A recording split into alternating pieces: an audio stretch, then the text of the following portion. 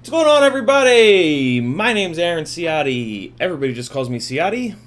You can call me the guy with the Quaranstream hair. Look at this mop! Look at this. Look at it. It's crazy. I'm waiting until it's truly safe to get the haircut. Today, we're going to get ready for our Tiny Trainer build. I've got everything laid out over here. Oh, hold on. Let's just point this up a little bit. Hey, there we go. There we go. Got all the parts laid out, all nice like I know what I'm doing, like I'm a good streamer. Who'd have thunk it? In the chat, we've got Ace Ventura hair. Indeed. Oh, God, I forgot to change the one. Hold on. That's better. And let's turn it up. Woo! All right. In the chat, we've got Big Willie FPV. He was first. Then Ken Hill came along. KD2 RDH Larry, Ken Hill, Lachin Akhmedov. Whew, I can't believe I might have actually gotten that one. Chan Wang is here, Flying in Braille FPV, Pedro Tomei, Weirdo with a Skateboard, Solo FPV, Ken Hill again, RC Flyer, Big Willie, Brent Vogelsang, Tannerd is here, Tiago Ramos is in the house, ready to moderate yo asses to death. No, not to death. The bros are here. Off-Axis FPV is here, also doing some moderation. Mr. Tux as well. Look at the moderator team we got up in here. Better not say anything fucked up. They will just attack you with the fire of 1,000 suns. Who else is here? Special... And I already know the winner of the best YouTube name for the day is Special Report McDrone FPV, if nothing else for the length of it. Patrick Ruan is here. FPV Attitude. Or is it Altitude? No, it's Attitude. Rob Axelson, William Barlow, Chan Wang again, Patrick Ruan again. Alright, let's scroll down a bunch here. Mikhail Backstrom is in the house. Where did it go? There it is. RC Flyer, Sean Hussein. The Bros is here. Big Willie FPV, Flying in Braille again. Mr. Huggy is in the house. Mr. Shady, Athix FPV, Eric Farmer, Rob Axelson, Patrick Ruan again, Solo FPV, and Mr. Tux. Ooh! Mr. Tux timed out Patrick Ruan. I wonder what he did. I wonder what he did. Must have been something egregious for Mr. Tux to lay the smackdown with 300 wholesale. He did it by accident. Patrick... if you can't see the chat, which you might not be able to, Tux accidentally timed you out. Tux, that's one strike, man. You get to 3 strikes, and you can't be moderator for free. You can't work for free anymore. Rob Nelson loves the shirt. I'm gonna give it to you guys briefly here, and then I'm gonna sit back down in my chair. There you guys go. If you disagree with any of these things, you probably shouldn't be my friend of my personal page on Facebook, because you're going to see a lot of this over there. This is why I have the fan page, which is a wonderful little segue. The fan page is over at Ciotti FPV on Facebook, Instagram, here on YouTube, and on Patreon as well. My note sheet is gone. Where's my note sheet? What the hell? Hold on. Recent items. Where are... Oh my god. I just burped. Well, that's embarrassing. Okay, so my note sheet's gone. Let me try to remember it off the top of my head. FPV Space Therapy is a group over on Facebook. We are currently doing a donation for Bot Grinder's younger brother. More information over there. I don't want to get super into it here, but yeah, FPV Space Therapy over on Facebook is a fantastic group filled with folks like myself who deal with mental illness issues. We are in there learning, sharing, educating, just, you know, doing what we have to do to kind of get through this each and every day. So come on over and join us. I would love that. Patreon, link down below. Over on Patreon, $3 a month will get you in. That's 10 cents a day. Who doesn't have 10 cents a day? Come on over, lots of good stuff, build advice, build planning, early videos, early edits of that. I had an edit of that, an early version of that crane edit up like 3 months ago. And then, yeah, you'll get to join the collective. We call ourselves the collective because we're like the fucking Borg, yo! We groupthink stuff. We are of the hive mind.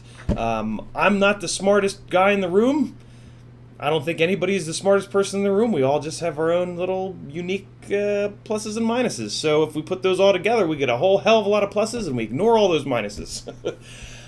So yeah, join us. We would love that. Somebody said, please. I see what's going on over there in the chat. I see.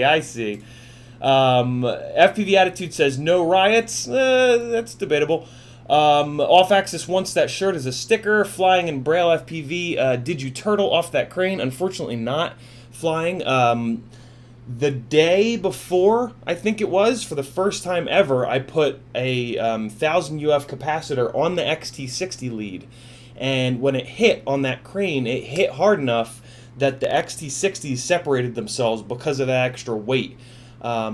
Pretty impressive, because I put the XT60s under the battery strap to really hold them tight, and I always make sure that the pins on the XT60s are spread out so that there's a good amount of resistance when you plug it in, and it still managed to unplug it. So that was the last day that I ever had the capacitor on the XT60. What's up, Motor Matt? How are you? And okay, cool. There we go. Looks like we're up to date on the pads. Unless those minuses are ground pads. What are you talking about, Off-Axis? I'm assuming there's a chat going on. There's a conversation going on in the chat. Duct tape, problem solved, says Weirdo. Weirdo's big on the duct tape fixes. Hey man, if it works, duct tape it.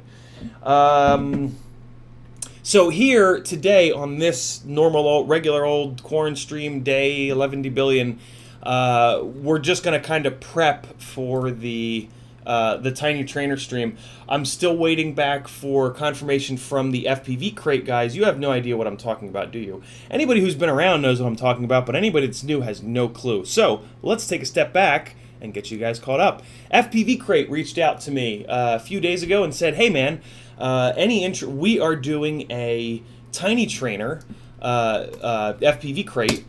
Do you have any interest in doing a build on your live stream? And I said, that's kind of good timing, because I've had a Tiny Trainer build all lined up, waiting to go, just sitting here in a bag. How about Sunday? And they were like, oh, that's kind of short notice, but we'll try to make it happen.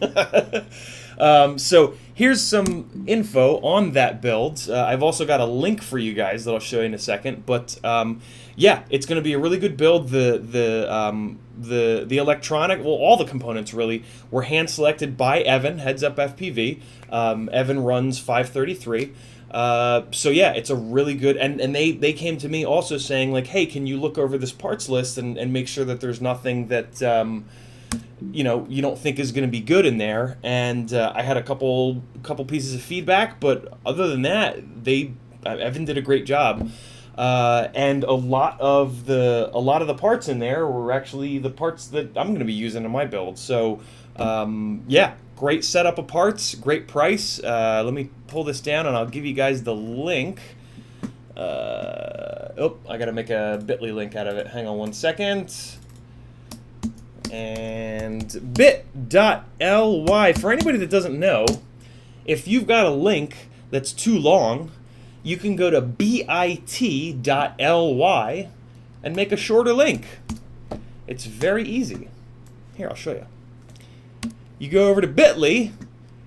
Well, here.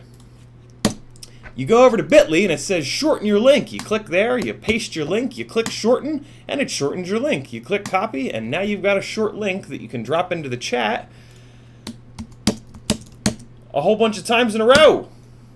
So there you guys are. That'll bring you over to the page. We don't know if that's an affiliate linked page quite yet. That's what the boys over at FPVCrate are currently working on. But that'll at least get you to the page so you can check it out and fart around a little bit. This is a Christian Minecraft live stream, Mr. Tuck says, and then he retracts it.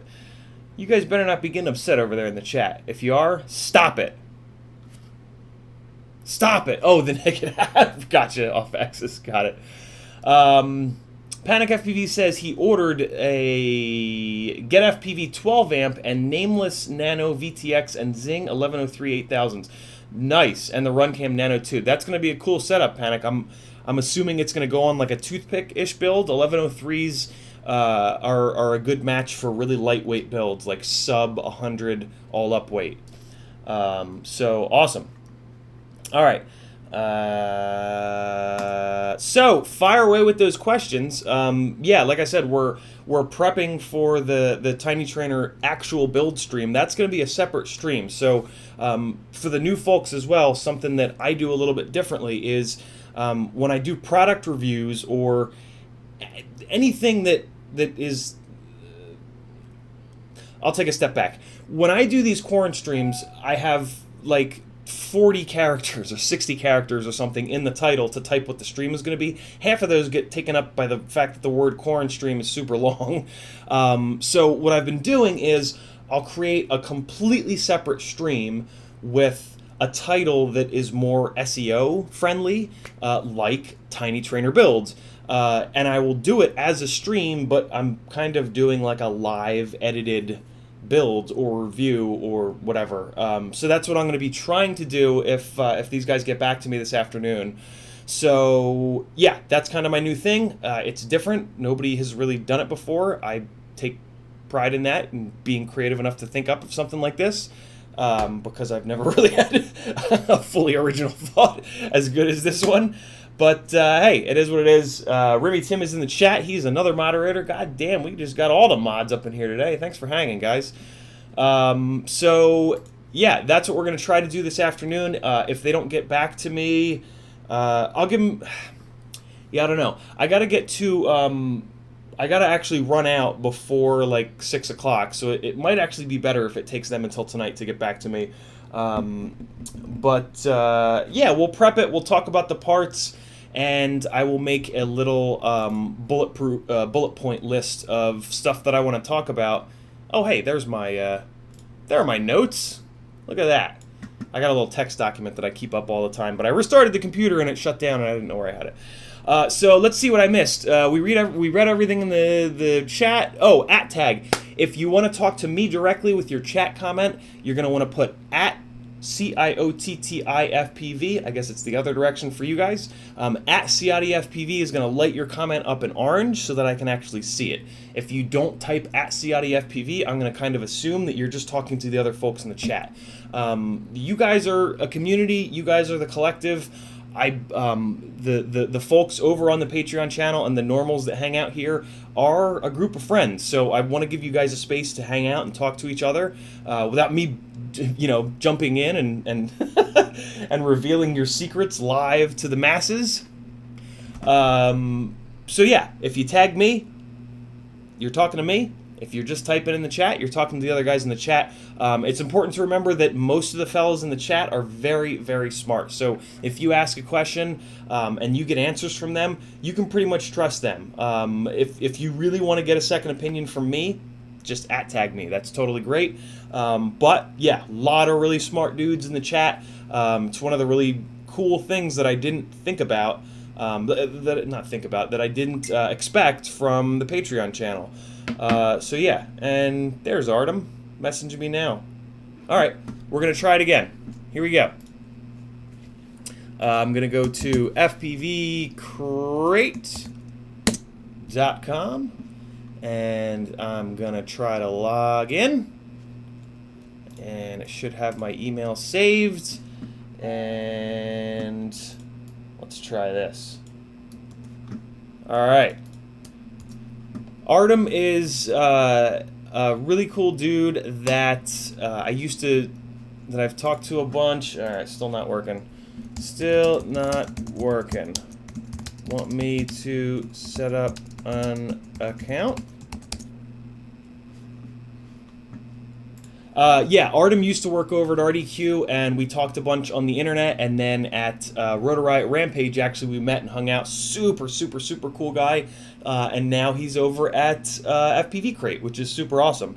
Very, very small world. So, all right, we got some questions going. Good shit, fellas. Weirdo with a skateboard asks, what do you think about my FPV channel logo? I DM'd you in Facebook. What if we take a look at it live on the channel? What do you guys think of that? Let me make sure that I'm not showing anything I shouldn't. Nah, we'll be all right. We'll be all right. We'll be all right. Everything's fine. Derpa. I don't see it. It's probably in CID-FPV.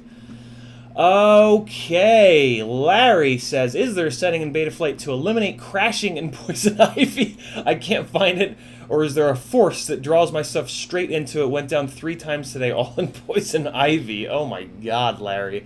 Get that shit figured out, brother. You can't be crashing poison ivy. You'll be screwed. I don't see it, weirdo. FPV channel logo, I DM'd you in Facebook. Yeah, I just checked CID-FPV and I checked my personal page and I'm not seeing them, brother. So send it again and I will check it out and I'll probably show everybody in stream. Panic FPV says, I got the 400 milliwatt nameless VTX. Someone said I should have got the 500 milliwatt. Was I wrong for getting the 400? Nah, the difference between 400 and 500 is I highly doubt you'd be able to notice that difference. If anything, I think maybe you should have gotten the Ishin Nano VTX. I have not heard great things about the nameless stuff, but what do I know? Hey, I think I got it. There it is. All right. There it be. So, Archie, the only thing that immediately jumps out at me is when that logo is really small, it's going to kind of be hard to see. I would maybe blow up, so it's going to be hard to blow up the sickle, but you can probably see the sickle just fine. I would maybe blow up the little duck face to make that bigger, to take up some more of this negative space here in the bottom. Other than that, it looks cool, man. I dig it. Very cool. All right, back into the chat we go. Off Axis says, you are in a safe space, CID-FPV. Damn right. And FPV therapy is also a safe space. I try very hard to moderate that board with a fucking iron hammer to maintain a fully safe space for you guys. So one of the things that mental illness does is it tells you that it's just you and that you're completely alone, and that's why it's important for that to maintain, to stay a safe space. So there you guys go. Another little segue. Thanks for that, off-axis. Weirdo with a skateboard. I need to warn you, I don't know how to use Facebook, and I think I messed. Oh, man. Weirdo. Eventually you got it through, man. And it wasn't in message request, but good thinking, off-axis. Eric Farmer. The Ishin Nano is an insane value. Great recommendation. Yeah, I've had good luck with that. Hey, Mom, I'm on TV. What? Oh, Christ on a cracker. All right, let's get back here, and I got too many tabs opened. And let's get that out of there as well. I'm going to create an account over here because we can't seem to get anything else working. So let's do that. What is happening here? Woo! What is that? What's happened there? There we go. That's...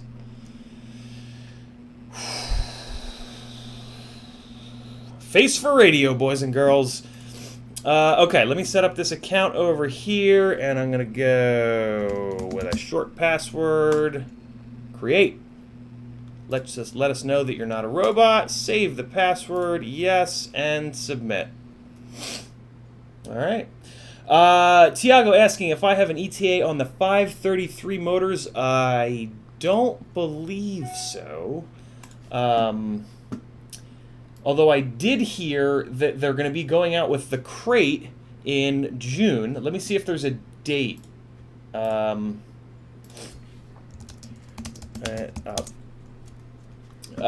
see if... mid-June, there we go. Mondo knows what's up. Mondo, welcome to the chat. Thanks for coming. Right now, I'm admittedly just sort of stalling a little bit. Artem is trying to get...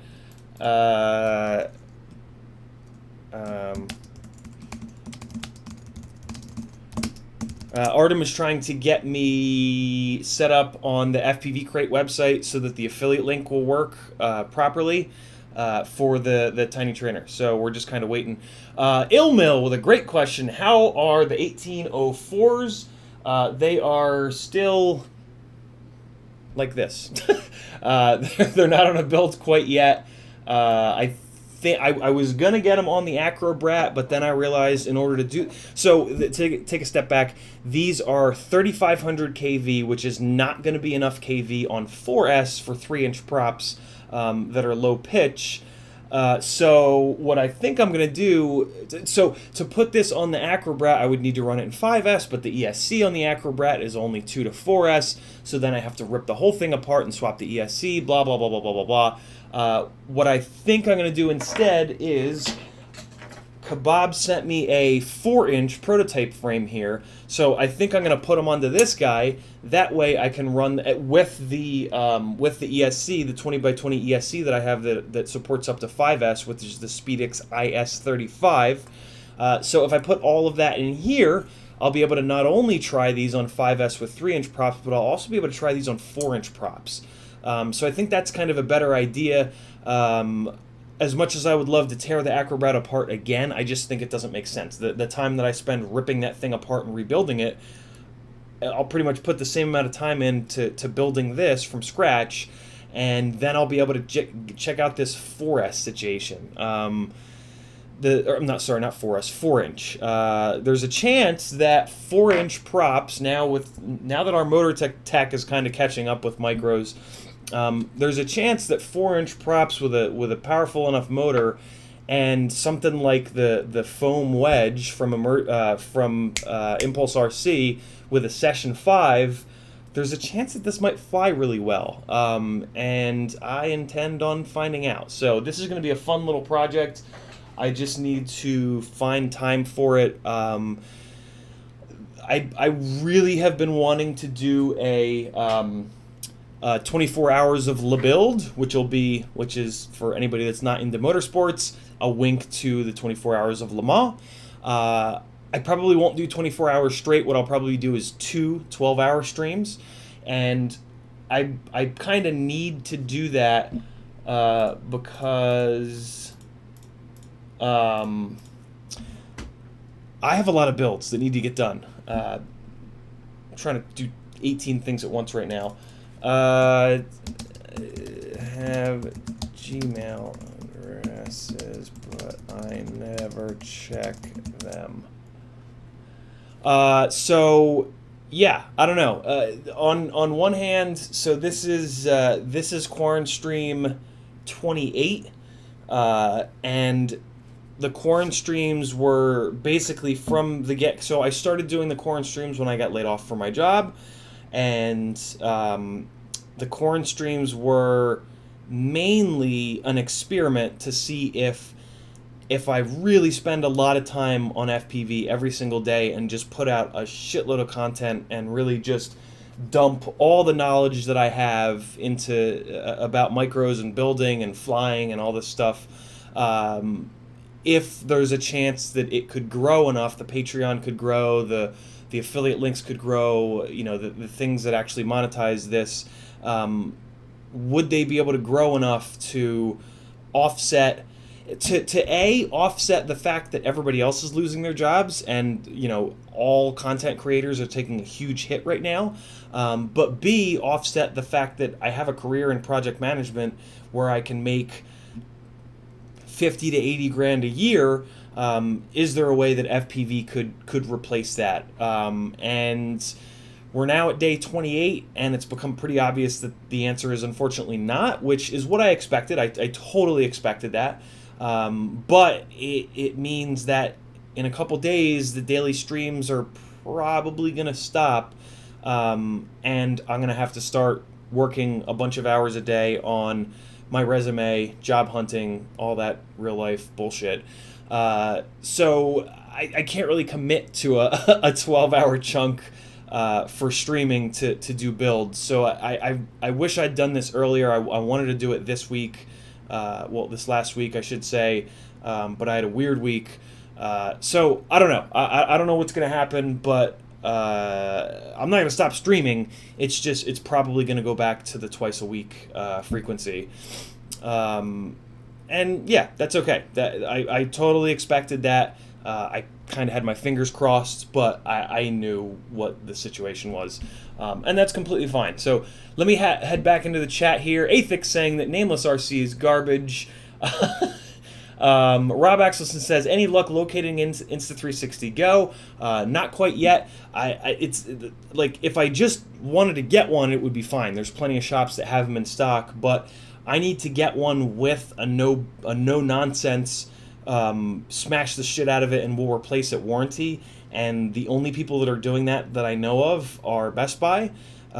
So it's just a matter of when Best Buy gets it back in stock. I check their website like 2-3 times a day. I also did the notify us when it's in stock thing.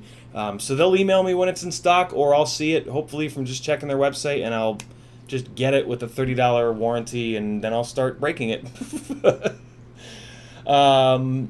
Rob Axelson is going to be curious, thoughts of their edit software, the Insta360 Go edit software. Yeah, I've heard that the application is arguably better than the desktop app, which is crazy. But yeah, and they also just introduced another new stabilization mode for FPV. So they have so there's no stabilization, so you mount it and it's just like a regular old camera, but it's great quality. Arguably the best quality that we've got right now. I think that the GoPro, not GoPro, the RunCam Hybrid, I think gives it a run for its money on the HD quality side. But then you've got Flow State. So Flow State is like a full-blown stabilization. When you do like a 180 roll, sometimes it'll stay. It won't show the roll. It'll just show your whole rig go 180. So it's like a hardcore stabilization horizon lock. They just introduced another new stabilization. I forget what it's called. It might be like FPV Flow State or something like that. But it acts just like Real Steady Go, in that it is a horizon lock, but it's only a horizon lock for like this much rotation. When you go beyond this much rotation, it comes with you. So it's a much more natural looking stabilization. You know what? It's just like very, very similar to Hypersmooth, GoPro's Hypersmooth. So that's the easiest thing to kind of compare it to. And man, it looks really good. From what I've seen, it looks like it does a hell of a good job. So I am super excited about the Insta360 Go. I just need Best Buy to get off their asses and get it back in stock. Let me shoot Artem my Gmail email address because it looks like that's what he needs. Or you can try Ciotti87@me.com. Let's try that. That's a better idea because I don't check Google Mail. As evidenced by the fact that I just called it Google Mail, not Gmail. Nabi is here. What's up, Nabi? I haven't seen you in a while. His T-Motor F60 Pro 4 1950 motors finally shipped. Nice. Those are going to make all the power in all the land. That's going to be a super fun rig. Mr. Huggy says, I was going to say get the 4-inch HD toothpick from Ladrones of Thingiverse. The toothpick thing, yeah, at 3 inches, I don't know. I wouldn't go to 4-inch because then it's going to crash even worse. My biggest issue with the toothpick format is crashability. I had my very first rig was an Emax Baby Hawk, which out of the box way back when was basically a toothpick, and then I upgraded it for bigger props. I ended up on 3-inch props, but I kept that toothpick formula of center canopy with the camera, and then thin skinny arms, lightweight everything. And I eventually moved away from that style build towards alien style builds, where you can put the camera inside of carbon so that you can fully protect the camera, and you push the camera forward to get as much prop out of view as possible. So yeah, the alien style frames are much more my kind of thing. But in fairness to everybody that loves toothpicks, I do have a 3-inch TP3 build here that I just need to put a new receiver in. I took a chance and I pulled the RXSR and the VTX out of the wreckage of my Wemix that got run over by a car 30 seconds into the maiden. I took a chance. They both lit up when I put power to them, so I thought they were going to be okay, but unfortunately it looks like the RXSR did not survive being run over by a 5,000-pound SUV. Go figure. The VTX actually might have survived. So huge ups to Ishin Nano VTXs. They can apparently be run over by cars and still survive. So yeah, I do have a toothpick build. I am going to be flying that, but for the most part, yeah, camera up front. Oh, and also top-mounted battery. Good call, Ilmil. Yeah, top-mount battery was the other thing that I really prefer the flight feel and the flight characteristics of. Oh, Jesus. Larry says, you should check your emails. I sent you a possible job lead about 28 days ago. Great. Yeah, told you. I'm not great with emails. Thanks for that, though, Larry. Larry, I actually think I might have read it, but I might have forgotten to... I probably forgot to respond because I've been just, like, putting my head down and just doing FPV for 8+ hours a day. You know, FPV as a living or as a job, as a full-time job or whatever. So yeah, I will be digging through my emails for sure, and in a couple days here. Free FPV simulator, really? What? Mondo FPV says Flow State is also an amazing free FPV simulator. Oh, like if you're not, if you're just hand holding it. Well, that's interesting. I think that's what you mean, Mondo, right? Weirdo with a Skateboard says, in his experience, the notify me when is in stock is so great it will almost it will almost certainly notify you 3 months after it's back in stock. Yeah, I've had the same experience with the things on websites that say, hey, we'll notify you when it's back in stock. That's why I've been checking Best Buy's website a few times a day. Yeah, for the record, anybody that doesn't know this, when you go to a website and something's out of stock and they say, click here and type in your email address and we'll email you when it's back in stock, that shit don't work. A lot of times it doesn't work. Don't like ever bank on that. I think most recently Pyro Drones didn't work. What's interesting though is it worked. There were 2 items on Pyro Drone that were out of stock, so I did it 2 times and it worked for the one item, but it didn't work for the other item. So figure that one out. But yeah, there's some I don't know, internet advice for you, I guess. It's Dart says, I used the notify thing on Best Buy for that camera over a month ago. No word yet. Oh, Christ. Well, then hopefully it's not working, because hopefully they have had it in stock in the last month. Rob Axelson flew his on his Tiny Hawk Freestyle. File sizes are huge. Yeah, the file sizes are going to be huge. It's a 180-degree camera. That's how it does the flow state and the different stabilization methods. And yeah, 180 degrees in all 360-degree directions is a lot of pixels. So yeah, the file sizes are going to be huge. Eric Farmer is thinking of building a Super Slam 5-inch with one of the newer high-amp AIO boards. Any recommendations on adapting a 20x20 pattern to a Whoop pattern? My recommendations would be to hit up Thingiverse, Eric. I'll bet you that there are a bunch of those over on Thingiverse. And yeah, you might be able to get that going. Okay, let me try this FPVCrate account one more time. How do I log out? Log out. All right, I'm logged out. Now I'm going to log back in, and I'm going to use my other email address, Ciati87@me.com. Although that's, I mean, that's this. They push to the same place, but yeah, you guys know what I mean. You guys know what I mean. Nope. Don't work. All right, let me get my Gmail email address over to him. It's Darts asking, can you recommend a 3-inch frame for DJI Air? I actually can't. It's Darts. There just aren't any 3-inch frame. Well, no, I lied. The Acrobat Duo. The Acrobat Duo has 20x20 mounting in the back, which will fit the 20x20 DJI Caddx air unit thing. Vista, that's it, the Caddx Vista. So yeah, that's what I would recommend. That's kind of the only real 3-inch frame that I'm digging at the moment. There just aren't really many. I have the Tiny Trainer is a good one, but it's not going to hold that. Yeah, there just aren't a lot of 3-inch frames out there right now that tick all the boxes for me. In fairness, I do have impossible expectations, admittedly, but yeah, it's just there just aren't a lot of them, unfortunately. Let me grab, what is this Gmail? Can you tell me what my own email address is somewhere, or am I just supposed to know it? Apparently I'm just supposed to know it. Okay, great.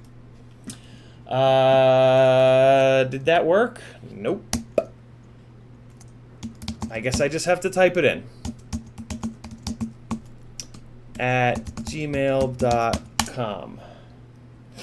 Alright. So, just make sure that was the right one. Yeah, that's the right one. Okay. What else do we have in the chat? You guys are killing it. Proton to Go fixed an ESC connector with epoxy. I've done the same, dude. Isn't it amazing when that just magically works? Mine eventually did break off again, but it lasted for a while longer. Tiago Ramos, like on the Kebab FPV store, if I wasn't, I would have no glide. Yeah, okay, so it looks like Kebab on the Kebabs, on the FPV Cycle store, the notify me when back in stock thing doesn't work either. So there you guys go. Check FPV Cycle each and every day, because he gets stuff in at random because China can't keep up with the demand. It's not Bob's fault. Stop yelling at Bob for it. He has no control over China. Nor do I. Mike Bergman says, there aren't many Whoop adapters on Thingiverse. I'm dealing with this now. Well, what the hell? He said Mike Bergman's been searching for 12 hours not finding a thing. Really? How's that possible? Hold on. Do you guys just not know how to... Do you guys not have the Google Foo? What if we just search for 26? Searching for 26 comes up with nothing. That's going to be way too broad of a search. 26 by 26. What can we find? Boom! Nah, that's 26 to 16. Come on. Come on. Come on, man. There it is. 26 to 20. What would you do without me, Mike? What would you do without me? So just go on to Thingiverse and search for 26x26, and you'll find this one and maybe more. As most of you know... Oh, there's another one. All right, so it doesn't look like there's a lot, but it looks like there's 2 of them. Here, let me give you guys the links, just in case when you go onto Thingiverse something changes. Mike Bergman says that's not 45 degrees out, though. Well, shit. Who in the chat is good with the 3D printing, 3D CAD software that can design it? That can maybe take one of these two and put a 45-degree twist on them for a couple of the fellows. There you go. Somebody at tag Mike Bergman, and who else was looking for it? I missed it. Somebody do me a favor and scroll up and figure who else was looking for that. All right. Panic FPV says he needs to update his crappy 800D antennas. Any recommendations? I'm a big fan of TrueRC antennas, and specifically their Singularity line. They are the most durable, best signal, just reliable, awesome antennas I've found. And yeah, you can get if you want them in red, get the TrueRC Singularity. If you don't like red and you want it in black, go on Get FPV and get their new Axie 2. The Get FPV Axie 2 antennas have always been made by TrueRC. So if you want a black antenna, you can get one of those, or if you want a red version, you can get the Singularity. Rotor Itch asking if I can recommend a motor battery frame combo for under 250 gram freestyle amazingness with Tarsier / hybrid. Rotor itch. My recommendation is for you guys to continue to badger the hell out of Rotorius so that they will get more of these CB3 frames cut. You guys aren't looking at me. You guys are looking at my screen. Hopefully, if we continue to badger Rotorius to remake the CB3 frames here, this is my recommendation. This is really the only 3-inch frame I fly, other than the Acrobrat. These builds, this has the Tarsier, this has the Runcam Hybrid. These fly so much better than any other 3-inch builds that I've ever done or seen or test flown or had somebody hand me their transmitter, that it's just kind of ridiculous. But yeah, I have a few of these frames from prototyping it and from crash testing it and from being a Rotorius sponsored pilot, but they never came out to like the general public. Even though I've been asking for that to happen for the last couple years. So, yeah, I mean, the only real recommendation that I can make for you is going to be the Acrobrat Duo frame. And then down below in the description, I have affiliate links to the gear that I personally use and trust. So if you go down below and scroll through those, you'll have a full build there. I have 20x20 ESC, 20x20 flight controller, VTX recommendations in there, camera recommendations, all that good stuff, props, motors. So yeah, these two guys are at 200 grams all up with a 4S450, and these Emax 1306 4000 are the perfect motor for this. The Acrobrat's going to be a little bit heavier because it has the clean dirty system built in. So on the Acrobrat, I actually don't have a motor recommendation at the moment. I'm about to embark on some motor testing with them. I just pulled the Emax 1606s off. I've been flying those for a while. They're a great motor, but it's way too much thrust. They would be good for something that's like 300 to 350 grams. So I now have this on these old school 1407s. I'm going to hopefully do a little bit of flying this afternoon to see how these are.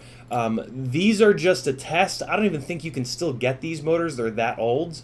But these are kind of a proof of concept that having a smooth motor really does make all the difference in the world.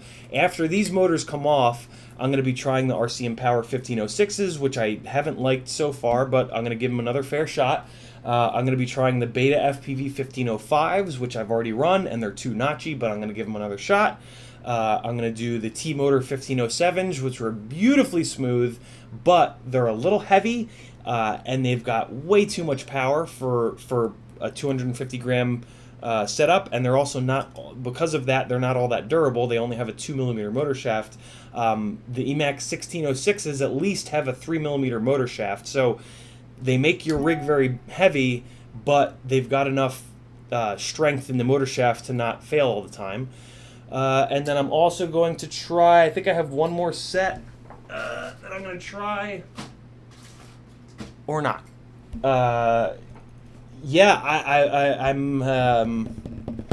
I just haven't found a smooth, strong, smooth enough, strong enough, powerful enough motor for the Acrobrat that I really like. The Brat motor, the Rotorex 1407 Brat motor, was the closest that we got, but it was incredibly fragile. Like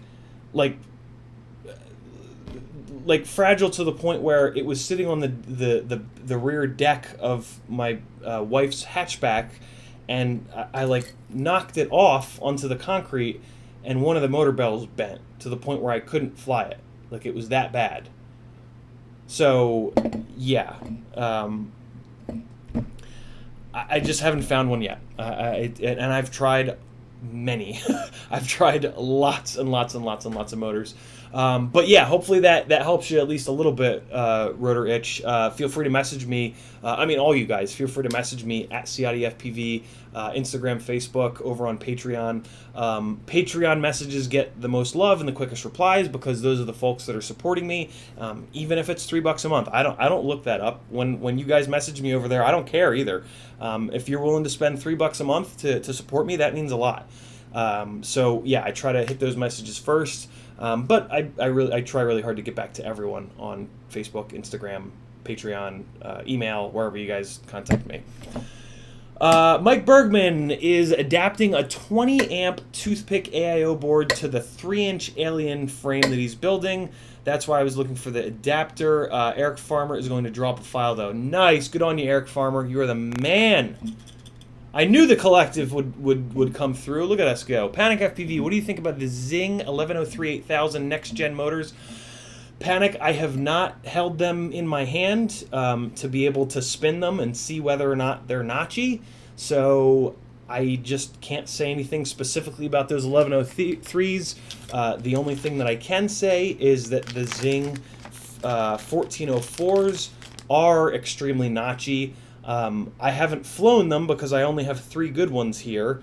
But yeah, these feel notchy to the point where they could be a problem. So what I've begun to do is when I'm interested in a motor, I just buy one.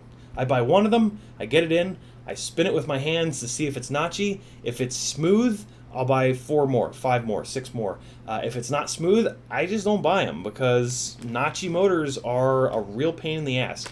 Speaking of Zing 1404s, for anybody out there who has Zing 1404s on their rigs that they're planning on keeping that are less than 6500 kV, if you're interested, and if you message me at CiodiFPV on Facebook or Instagram or Patreon, I will send you 3 good ones and 1 good stator for pretty much nothing, for pretty much just the cost of shipping, because I can't do anything with these. These are 6500 kV, so if your kV is lower than 6500, you can put these on your rig and the PID loop will automatically just send these less power, and you'll never know that you have a different kV motor on. If you have Zings that are a higher kV than 6500, you can't do that, because it will see the 6500 kV as a lower kV and it'll drop all the other motors down to be 6500 kV. So yeah, shoot me a message and maybe you'll get some incredibly cheap 1404s. Also, if anybody has a Foxier Arrow camera and wants a replacement lens, same deal. I'll send it to you for the price of shipping. Also, if anybody has a transmitter with M3 screws on it rather than M4 for the transmitter stick ends, same deal. I can't use these. My Hall Effect gimbals have M4 screws. I think the stock QX7 gimbals have M3 screws. So you gotta confirm that first. Confirm that the tops of the screws on your gimbals are M3. Let me know. I have these little guys in black. And then last but not least, Emax 1606s. Anybody who has 4000 kV Emax 1606s who wants a couple good ones and a couple banged up ones, same deal. Let me know and I'll send them over for the price of shipping. I just want them out of here. So I think that covers a bunch of stuff. Where to Escape where it says, what have I missed? A bunch. Flying in Braille FPV needs that lens for his arrow. Message me, brother. I'll hook you up. Here's what I will say, though. If somebody messages me on Patreon for any of this stuff, they get first dibs. How about that? How about that? Yeah! Salesman Ciodi up in the house. Other than that, first person to message me on... if nobody messages me on Patreon and first person to message me on... I don't know. Flying in Braille, you can email me at... I'll just type it in. Please don't spam this email address, guys. That's my personal email address. That already gets spammed enough. Okay. So, let's start taking a look at the Tiny Trainer parts. Artem is hard at work over there trying to get my account set up so that I can maybe do the do the build today. What time is it? 3:55. Okay. It's not bad. Microphone is going to change. Don't be alarmed. Wait. Hold on. Close this window. And okay. Let me move the chat here a little bit. And all right. So I got some of the Mike Bergman just ordered a set of those 1606s for a massive Droner 3-inch build. I hope they don't suck. Well, Mike, if you want a couple extras as backups, let me know, brother. They're great motors, and that's a heavy-ass frame. So you'll be 250 plus grams all up weight almost for certain. And they're a really good motor for that. So here we go. Let's take a look. Not going to do any actual work right now. Maybe I'll get the tiny whoop back out, and we will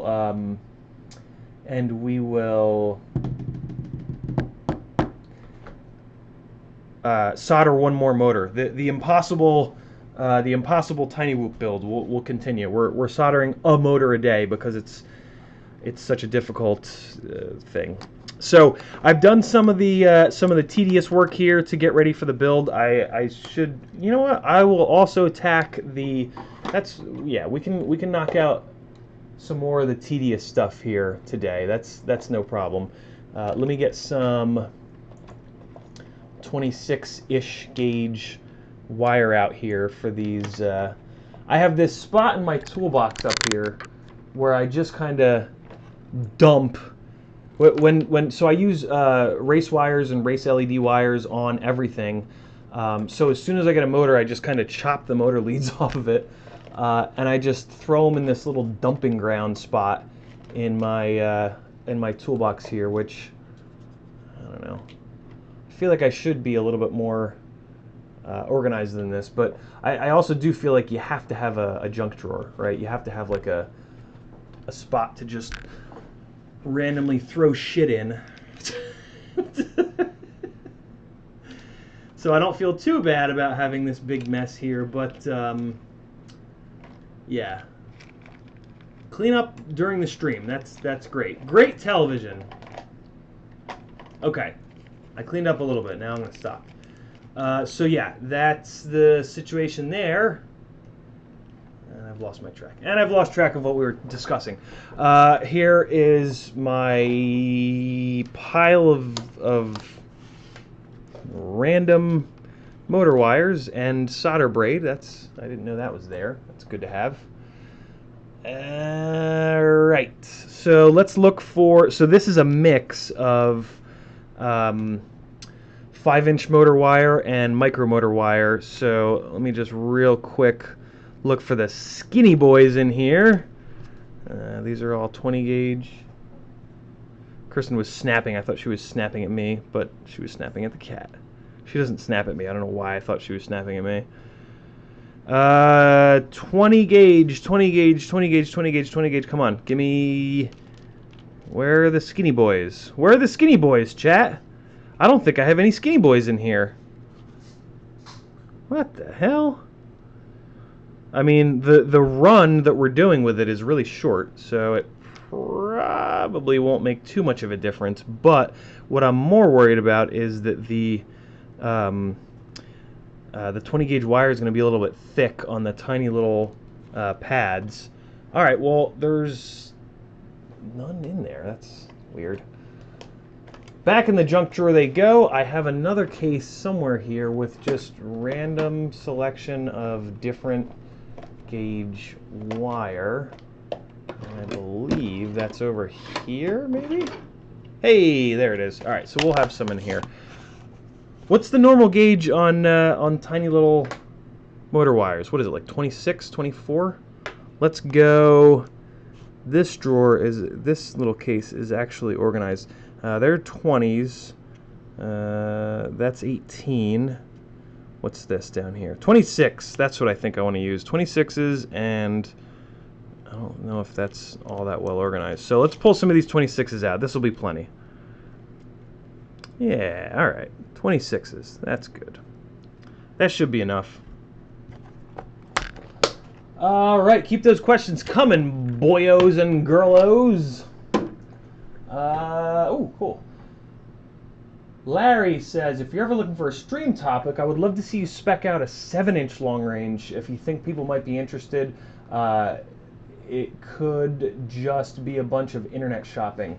So, I love that idea, Larry, but unfortunately, I don't think that the long range community has found a 7-inch motor yet that pairs super well with the 7-inch prop options. I don't super duper follow the that community, admittedly, so I might just not know. But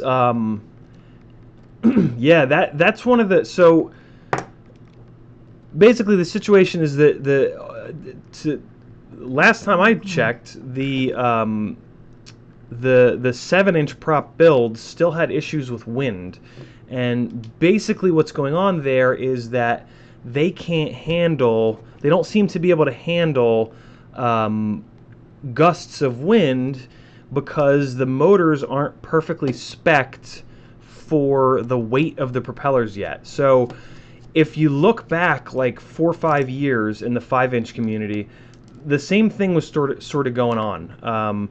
And guys like Steel put a lot of time into trying different sized and different kV motor options to find the ones that would have just the right amount of torque but still be as lightweight as possible to speed up and slow down a 5-inch prop.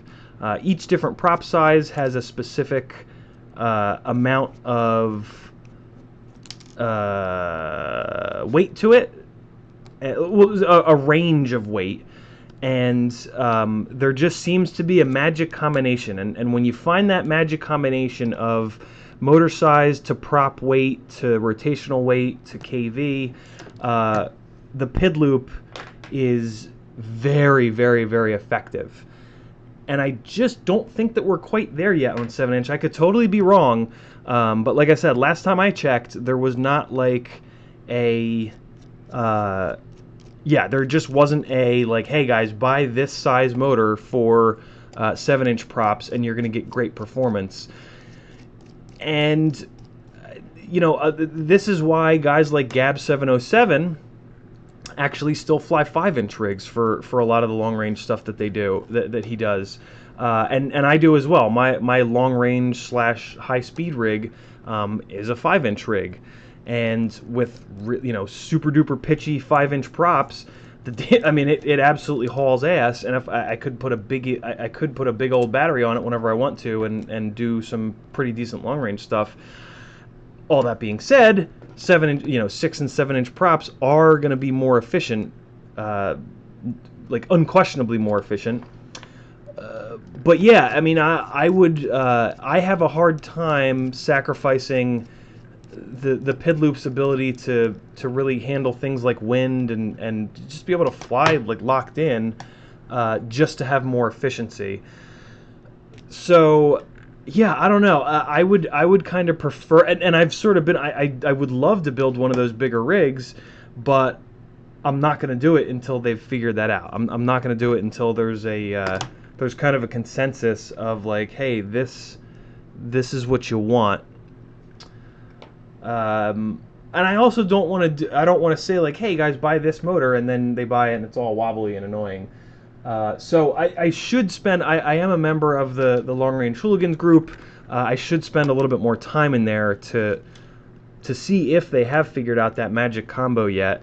And hopefully I remember to do that, because I do want to know, and I do want to have one of those bigger builds for, it'd be cool to be able to fly 2-3 miles out and back, that'd be interesting. Maybe. Or I might get bored and freak out and crash in the trees. You never know. But yeah, I mean, like my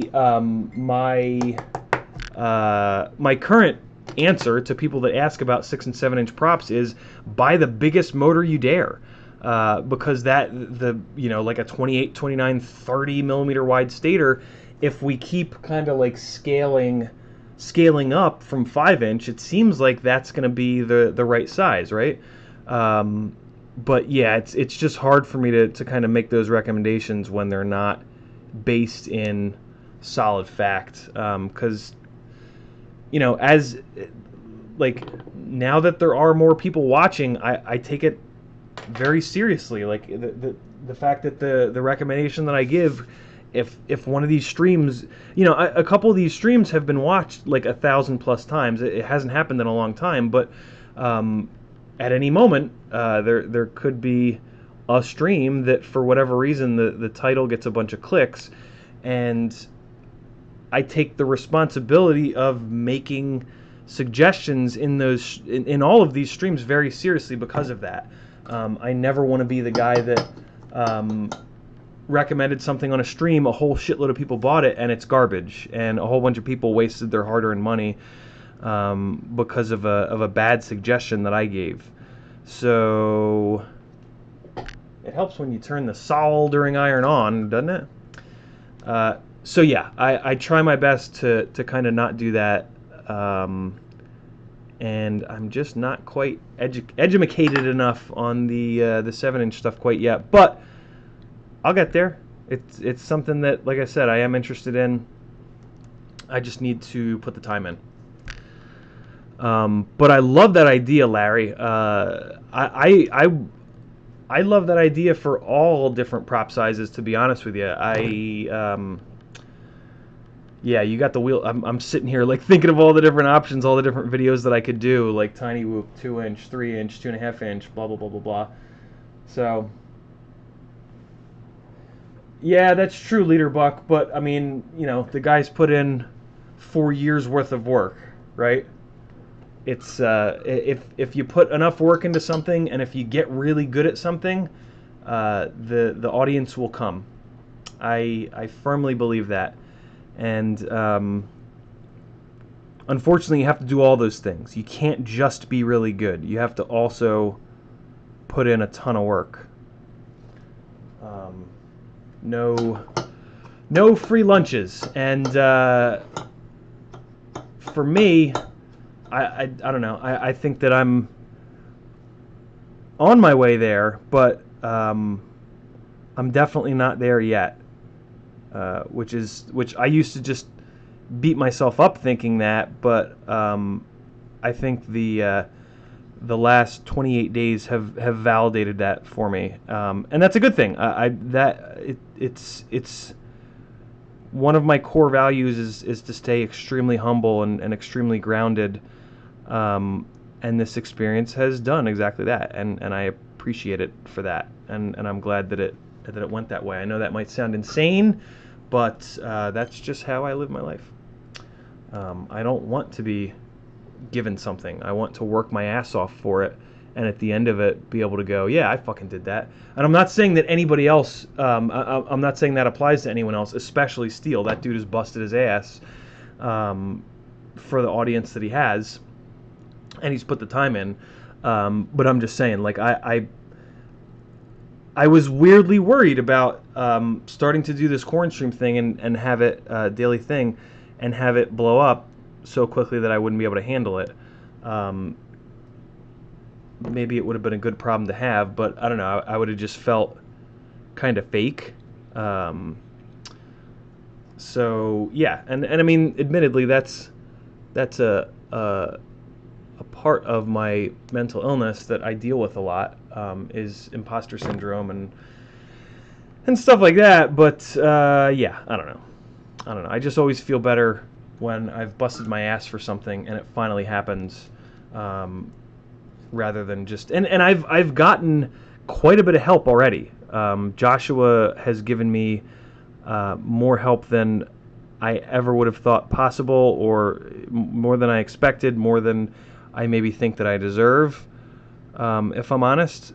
So I've already been extremely lucky, and I never want to forget that.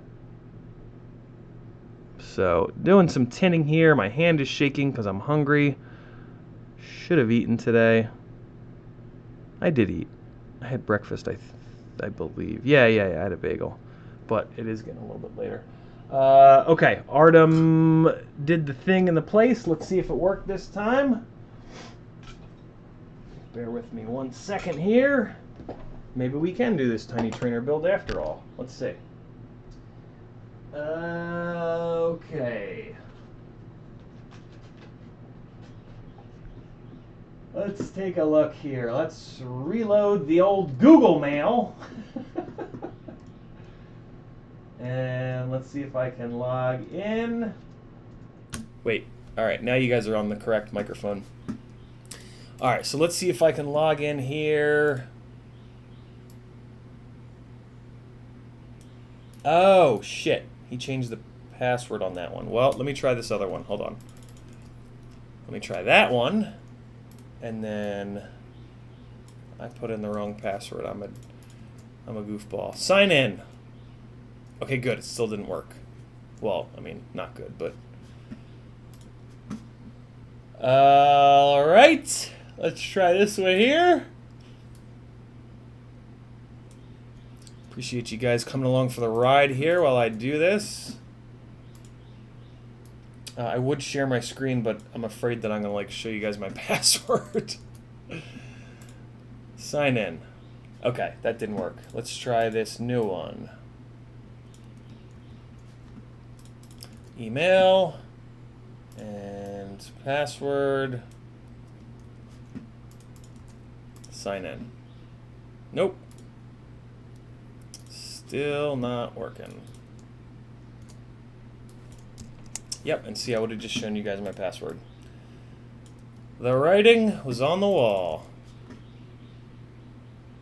Alright. And let's try this password.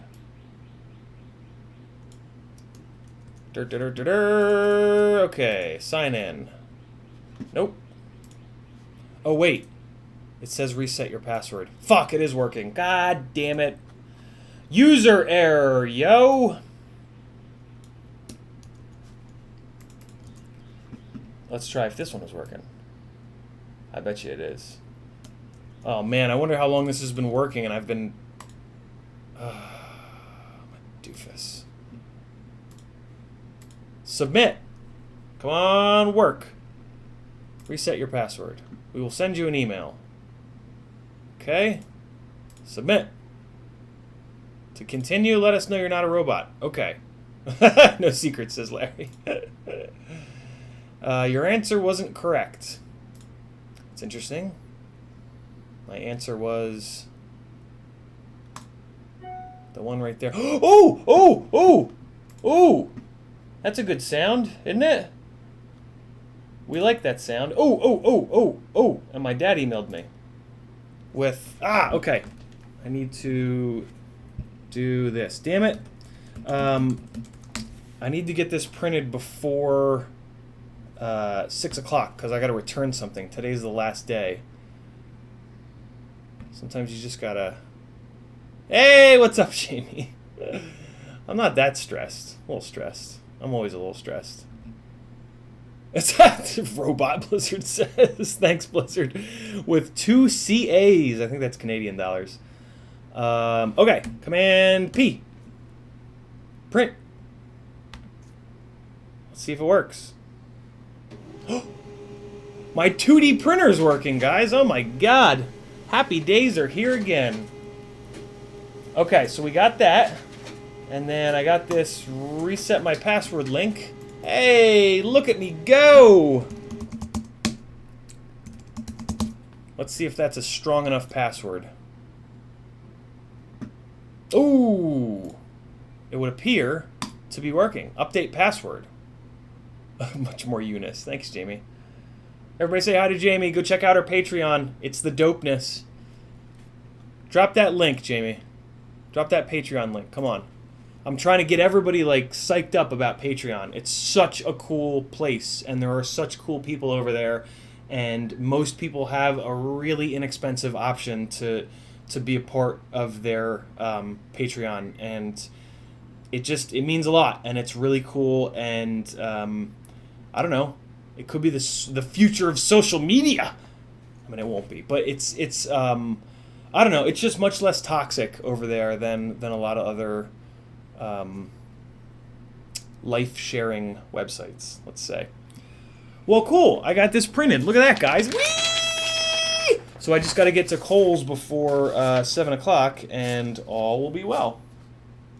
Wow, that printed all kinds of fucked up. What the hell? That's very strange. Did it want to print sideways or something? The fuck? No? That's really weird. Look how it... Is there anything... I guess I shouldn't show that. Look how it printed, though. Like, you guys can't see. But it printed very wide. Just on this one page, though. That's strange. But it's in the PDF. It's the PDF is like that, so it must be fine. I don't know. Whatever. Can't stress it. Can't stress over it. Will stress over it. There it is. Hit that link, bros. Cut your hair in the printer.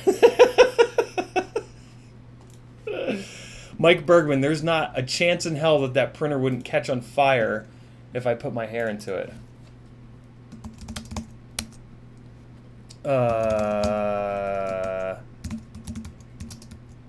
Is all of a sudden working. I'm in though. Okay, cool. So it looks like I'm in. It looks like I'm, whatever, live on the FPVCrate site, which is pretty cool. Larry wants his own Patreon, but nobody would pay to hear what I know. I can't even get people to listen to me when there are only two in the room. Larry, just make it. There's nothing... oh, cat hair. Cat hair's in your printer. Nice. Nah, he's not allowed up on any surfaces, and he's a good boy about that, which is interesting. Yeah, Larry, just make it, dude. You don't know until you make it. And if there's two people in there, then that's two people's worth of money more a month than you had. You know, I made it because you guys forced me to. I didn't want to do it, but enough of you guys were like, dude, make it, that I said, okay. And it's been fun. It's been very, very fun.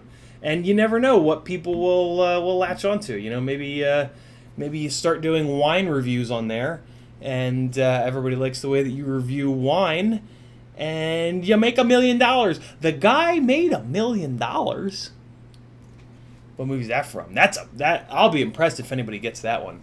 That's a the guy made $1 million. That's a pretty obscure one. What's up, Zach? How are you? Dude, it finds its way into your printer. I've ruined a few because of cat hair from the next room. No shit, Mike. I thought you were kidding. Well, now I have to look. It's a fairly new printer. Why is there cat hair all over it? No, I'm just kidding. There's no cat hair on it. Mike, I think you need to put a time-lapse camera in that room pointing at your printer, because I think your cats are going up and booping it, maybe. Maybe they're printing stuff. Maybe they're budding artists. Let me make sure I didn't miss anything in the chat, since I've been dealing with FPV business things. William Barlow says, who makes a good 1806? I have some LDARC 1806s, and two of them are bad. 1806. Boy, I don't think anybody makes those. Whenever I'm looking for an obscure motor size, though, I'll just hit the Google machine and type in, like, 1806 brushless motor, and just go, like, 10 pages of responses deep. And, yeah, that's how I do that. I've not heard of any 1806s, though, so that's going to be a tough one. Weirder with a Skateboard says, roughly this big. Larry says, that's why I'm looking for help. Info is not abundant on 7-inch, but they look like what I want to do. Yeah, Larry, you just got to hammer that Long Range Hooligans Facebook group. That's the biggest of the long range Facebook groups. So yeah, you just got to hammer that that group there to see what people have actually had good. What you need to find is who has tested multiples. I'm sure you're gonna find a lot of people that say, yeah, I built one 7-inch with this motor and it's great. if they've only built one 7-inch with that specific motor, how the hell do they know if it's great or not? They have nothing to compare it to. So, yeah, keep that in mind and be very cognizant of that, because for whatever reason, once someone has done one build, they're the greatest builder on the internet, and they know all. So be careful about that.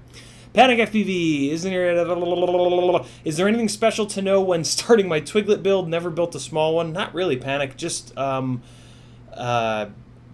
as clean as possible. Don't cut any corners. Yeah, just you got to build clean with small rigs. So don't no rat's nests, no big clumps of wires, stuff like that.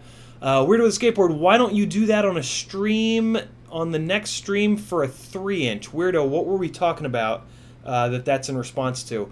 Remy Tim says, DRL motor is 2510. I don't see anyone running anything bigger than that for 7-inch. Most people in Hooligan's board recommend somewhere around 2806/2408 for 7-inch. Daniel Mao, Remy Tim, has been flying long range for a bit here, and it sounds like he spent some time in the Hooligans group, so he's more knowledgeable than me. So listen to what he's saying, not what I'm saying. Derp, derp, derp, derp. Daniel, how do those rigs on the 2408s do in the wind? I've heard that it's pretty awful. Larry says, don't say more than you deserve. We don't get to decide what we deserve. That's true. That's true. You guys are the judge of that, not me. Rotorich is out of here. He tells us to be safe, though. We shall, Rotorich. Thanks for coming, brother. Stop being so secretive. Show us your password. Ha ha ha ha ha. Athix says, sometimes people don't value free content like a counselor. The more people that invest, the more they get out of it sometimes. Just an opinion. I tend to agree with you there, Athix. It's a really gray line there, though, right? It's a tough one. Oh, my God. Take a Flight FPV gets it right away. Office Space. Damn. I don't think anybody else got it. Did nobody else get it? Nobody else got it. Larry. No, 2 people got it. All right. The day that only one person... I thought this was the day, but the day that only one person... Either only one person can figure out, or only one person cares enough about me quoting a movie and asking you guys to call it, they're gonna get something for free. And I thought that was today. I was gonna say, take a flight. What's your address? I'm gonna send you something. But Larry screwed you over. Take a flight. So fight with Larry because he fucked you out of getting something for free. Oh, what a weird way of pitting you guys against each other. No, I just have to quote something obscure enough. Little Stellar Fox is the best builder on the internet. Duh. All right, I forgot. Larry says, I looked on Rotor Builds for whatever it's called and see great-looking builds with no word if they work out well. Yeah, Rotor Builds is filled with that. You don't have to read this out loud. Well, I'm gonna anyway. Proton to Go wants a flying-related stream. I do too, Proton. I'm still working on a way to actually do that. Weirdo likes specking out quads like internet shopping. A canny mind who suggested it. I mean, dude, if you guys want me to just spec builds out for a whole stream, like literally just go through Pyrodrone's website, go through GetFPV's website for a whole stream, I mean, I do that alone most of the time. So if you guys want to hang out with me while I'm doing it, that'd be awesome. Daniel says his 7-inch handled well in the wind, but I have no clue how those big motors handle wind. His had 2208 small motors and then crashed, and after he rebuilt it, the 2 front burned up. So here's been my experience with bigger than 5-inch props. Weirdo with a skateboard says easy content. Yeah, very. My experience with bigger than 5-inch props has been that 2207 motors on 5.5-inch props are barely have enough for those. And then up on 6-inch props, it was a mess. Like any gusts of wind, it couldn't handle. And then just flying freestyle, it didn't have enough motor for those props. 2208s, yes, that's more motor than a 2207. Not that much more, but more. the experience that I've had with micros and a lot of micro motors not having enough stator width for the weight of the prop is what has led me to believe that 6 and 7 inch props being heavier and it being a heavier rotating assembly are going to need a wider stator. But that is just that's just a guess, right? That's just me taking the experience and scaling it up. So it could totally be wrong. The DRL motors are that wacky like 2410 or 2210 or whatever the hell they are. That's a shitload of motor. A 10 millimeter tall motor is a lot of stator. There's totally a chance that would be enough. But I don't know. The only way to know for sure is to actually do it, and that's why I'm kind of nudging you guys towards Long Range Hooligans, because they're the ones that have actually done it. So yeah. Tiago would love a window shopping stream. Daniel's 7 inches heavy, 1,000+ grams all up. And Larry's not a fighter, but if you never know. If you make it, I might join it. Athix says fixed wing FPV is fun for long range. Do you not throw up though in the goggles from all the wind bobbing it up and down?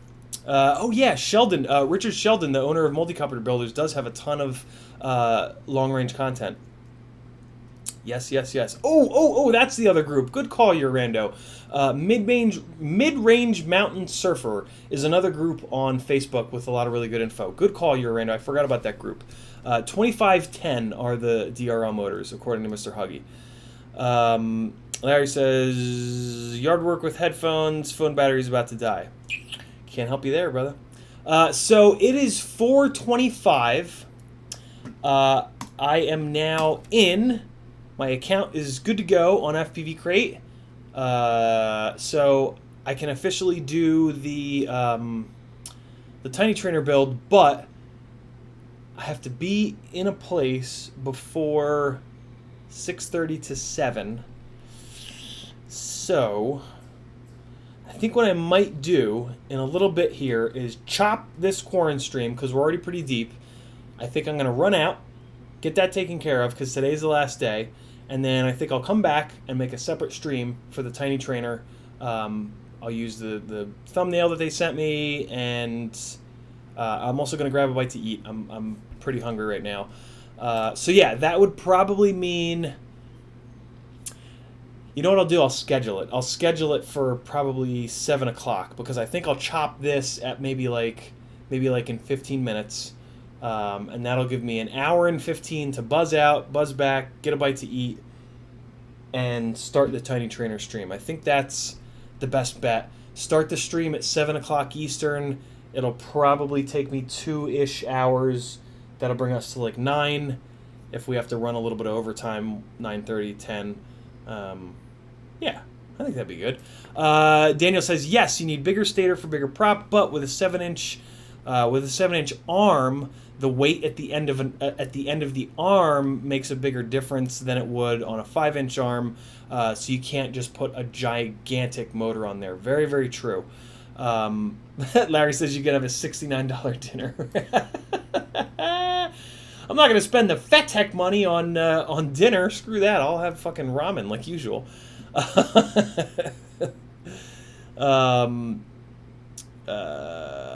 Zach Barnes thinks that the Tiny Trainer is his next build, so he's looking forward to watching it. All right, very cool. So yeah, that's probably what we'll do. Let me just really quickly here on FPVCrate. Now that I'm logged in, I can show you guys. Let's see what's behind the scenes here. Account. There's a search. Subscribe, store, FAQ, monthly blogs. All right, so looks like I'm in, but I don't see anything about affiliate. Okay, so one more message over there to Artem. And yeah, I mean, it looks like my account is set up. Admittedly, there is nothing that refers to being an affiliate, which is what we were waiting for. But maybe there is nothing talking about that. Okay. You can get by. Leviathan says you can get by with a 2208, 2306, or 2307. They're both fine. See, I would think that those are way too small for such a heavy prop. But again, you don't know until you actually do it, and I'm not one of the people that's actually done it. So let's do this. Oh, let's finish the tedious work, and you guys can hit me with some more questions, and then we can kind of round things out.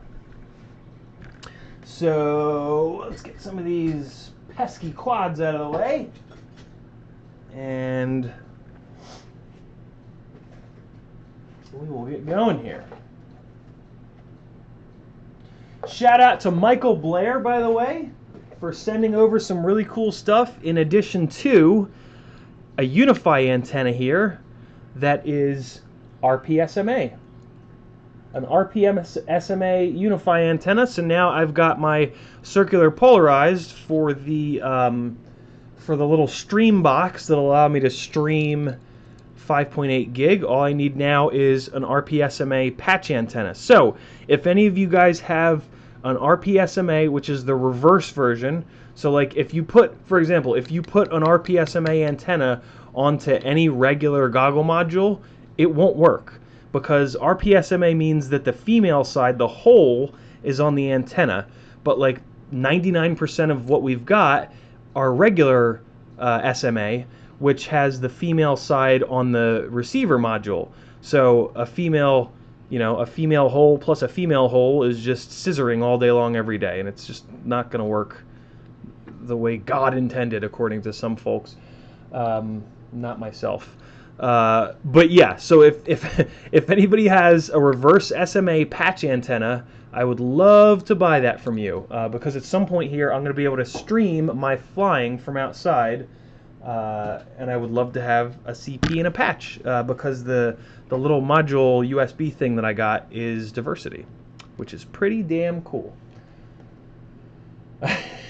Weirdo loves the analogy. I forgot that if I'd remembered that Jamie was in here, I might not have gone with that analogy, because I don't want to say stuff like that with ladies in the room, but at the same time, Jamie is just like us and appreciates a good America male joke as much as any of the rest of us do. Scissoring all day long. Yeah, I said it. I said it with my mouth. All right, let's do. Jamie says she's just the cool dude that happens to have long hair. That's pretty much the vibe I've gotten from her in the damn near 2 years that we've known each other, right, Jamie? We've been talking on Facebook for fucking ever, man. You sent my lovely wife Kristen a pink frame well over a year ago. Incidentally, I actually ended up passing that frame along to another female looking to get into the hobby, because Kristen's build, we're just going to drop into a flow ride frame, just in the interest of having all the freestyle frames matched up. But yeah, so that frame will get built here in a bit, which will be awesome. That actually went out with the, oddly enough, that went in the same box as the 100 patron giveaway full build. So yeah. What are you guys talking about over there in that chat? Larry has one. He'll email me. Wait, you don't read your email. Larry, I'm getting better with my emails. I promise. You can email me. I will read it. I won't read it immediately, but I will read it. I usually check emails every few days. So like if you ever need to get in touch with me right away, email's not going to be a great bet. But Well, and actually, you know what? I'll be checking my emails even more here after Quaranstream 30 when I start to job hunt again. So, yeah, you guys are actually safe to email me because I am going to have to be more of an adult here in a little bit, and you know, looking for those, hopefully looking for those replies to the emails that I'll be inundating the project management community with to try to find some work so that I can not get evicted.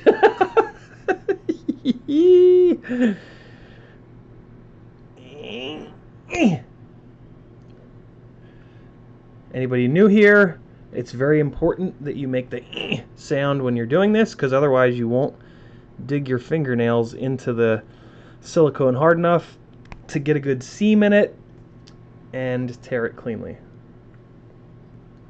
Of course, as I say that, I don't make the sound, but I got lucky. There we go. Okay, always give it the Andre Agassi, Martina Navratilova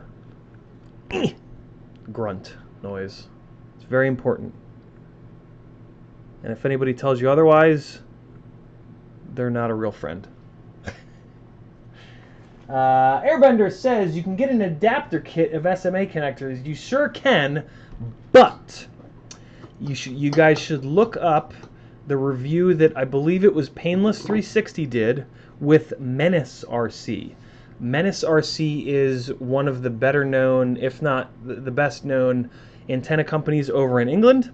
Well, I'll just say Europe. I'm not sure they're in England. But they did a test on those adapters, on those SMA adapters, and you will not believe how much dBi loss there is to using those. The 90-degree ones in particular had like over 2 dB, I believe it was, of loss, which is really significant. I mean, like, that's almost the entire advantage of going to a patch antenna. So that's something to for sure be aware of. The long and short of it is, try not to ever use adapters. If there's ever a way that you can not use an SMA adapter, don't. Because they do add significant dBi loss, according to Menace's testing. And their testing rig is pretty damn nice. They've got one of those super expensive rigs that Joshua's talked about a bunch of times. As they should, since, you know, they manufacture antennas. So there we go. 8 wires tinned, 12 connection points. Let's see how that works. I'm going to cut a bunch of these in half. I don't know why I did 8. I should have just done 6 because the plan all along was to cut these in half. But let's take a real quick look. What is dB? Great question by the Weirdo with a Skateboard. dBi actually is decibel. I forget what the I is, but it's basically the measure of how sensitive an antenna is, and the more sensitive an antenna, the better it works. The more of the signal that it's going to be able to pick up.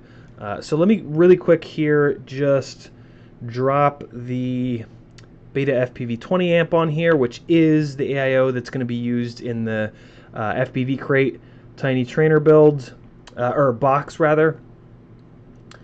So we are going to get to see an apples-to-apples comparison, and yeah, so I can very easily cut these guys in half and still have plenty of room. So let's do that real quick here.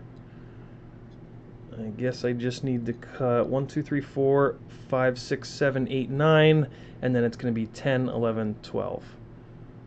So I actually only need to cut like 3 of these, I guess. Right? No. Wait. Right? Yeah. Wait. No. I need to cut 4. Yeah, whatever. I'll be safe and cut 4. This is how I cut shit in half. I just loop it like that and then cut it at the bottom. Maybe there's a better way, but I don't care. Maybe there's a better way, but I don't like doing things better. I like doing things my way. My highway or nothing. What's happening in the chat over there? We can't see what you're doing. Yeah, that's how I do things around here, Airbender. Let me, I'll face the camera downwards this next time. Sorry, guys. I was just tinning wires, though. Nothing that you guys haven't done yourself. The real exciting part is coming up here. So you didn't miss much. Pointing it down. Hey, what a novel idea. Okay. Well, yeah, let's do it on the frame. So let's tack these fuckers on. For you, FPV says, how's unemployment where you live? Here in California, it's been impossible to get through to them for a few months. I've had a similar experience for you. The thing that I'm most worried about is that it would appear that they only approved me for $131 a week. And if that's going to be the case, I'm going to be moving out of here soon. I'm assuming that there's a mistake, but yeah, fingers are crossed.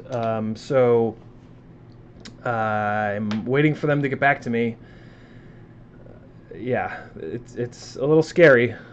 I'm hoping that that's the amount for that's only the amount for the COVID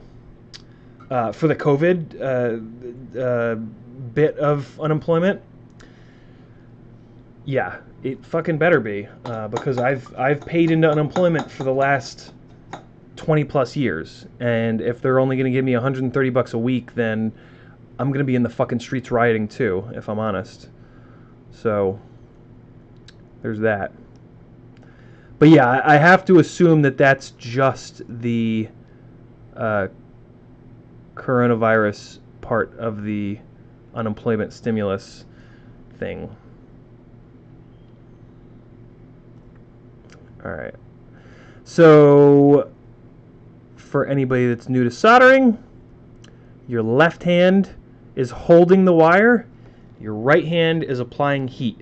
Your right hand should never be holding the wire down, because as soon as you release the heat, the wire is going to pop back up. That job needs to be your left hand, because eventually your right hand has to come off of there, right, to remove the heat. You can't just leave it there forever.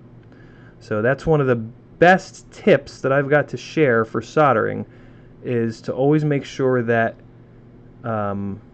your left hand is doing the job of holding and moving the wire around, and the tip of the soldering iron is only there to provide heat. That's its only job. Sometimes you can use it to kind of scooch the wire around a little bit, but you really want to be doing that with your left hand, which if all the sensation is burned off in your fingers, you can just use your fingers for this. All you chefs out there are going to love that. If you're like me and you've worked in offices your entire life, not my entire life. I worked in my fair share of retail places when I was in high school and college. But yeah, anybody who still has sensation in their fingertips, use tweezers. They work beautifully well. With these race wires, I really try to get the wire laid down. This works better if you put the VHB on these so that they're not moving around, like what you can see them doing right now. Wait, can you guys still not see what I'm doing? Oh, let me zoom it in a little bit. I've got the camera pointed properly, but if I zoom it, doesn't matter if Larry. Yeah, if whichever hand you're more comfortable with. Well, no, it does matter. This is a right-handed tutorial. But I guess if you're left-handed, but the soldering iron still feels better in your right hand, you know, just think of it as offhand and soldering iron hand. That's what I should be saying there. Do you, Panic FPV asking, do you recommend LED race wires for the Twiglet? Man, I love the LED race wires so much that I recommend them for everything. They're really not significantly heavier than the non-LED race wires, so it's kind of like, why the hell not? If for whatever reason you have a stealthy flight that you need to do, you can just take a piece of black electric tape and wrap it around the arm and the LEDs, and you can black them out. Otherwise, you've got more lights, so it looks more like a fun little toy and less like a demon from hell trying to chop people's heads off. And then, yes, cool other shit happens. Like when you have a bunch of lights in your quad, people can follow you a lot easier. And that's cool because then you get all this really neat chase footage. There's all these like interesting things about the LED race wires that popped up once I started putting them on that I didn't expect. And yeah, by now I'm just like putting them on everything. If the LEDs didn't exist, I would be putting race wires on everything. The main reasoning behind these is actually not the LEDs, it's actually the race wires, which make changing motors 1,000 times easier. But again, putting the LEDs on there is like a free little gimme bonus of yeah, there being no real negatives to it and lots of really cool positives.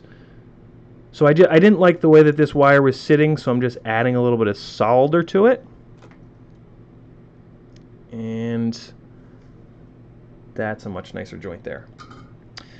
What was I going to do? Zoom the camera. Right. Demon from Hell is more Larry's style. There you go.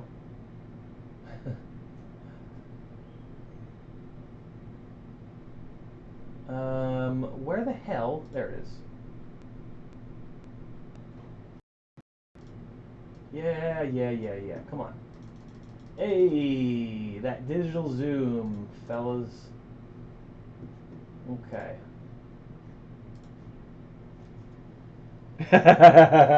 Big Tater's going to put a head on his rig and fly it around the field.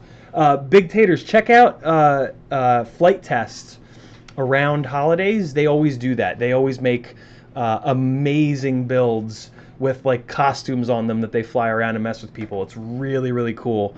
I won't spoil any of the surprises, so just head on over there and look. You'll get a kick out of it.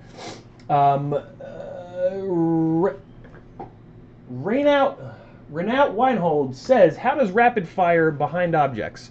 Rapid fire does better than any of the other options behind objects. It's not foolproof. I have had rapid fire go to full static before from being behind a series of objects or just being behind an object that doesn't have anything else for the RF to bounce off of to get back there. So yeah, rapid fire does the best job, but there are still limits. Luckily, after you've flown for a while, you will just for a long time, like typically after about a year maybe, if you're flying fairly often, you'll just kind of start to get the feel for it. And like, I don't know, just after a while, when you're flying around, you have a good feel for like where you can and can't go. So yeah, just keep flying and that will come. That one wasn't great, but it's good enough. I try to get the insulation so that it's down below the edge of the race wire, but sometimes it just doesn't want to do that. Especially when I don't go in hot and wet.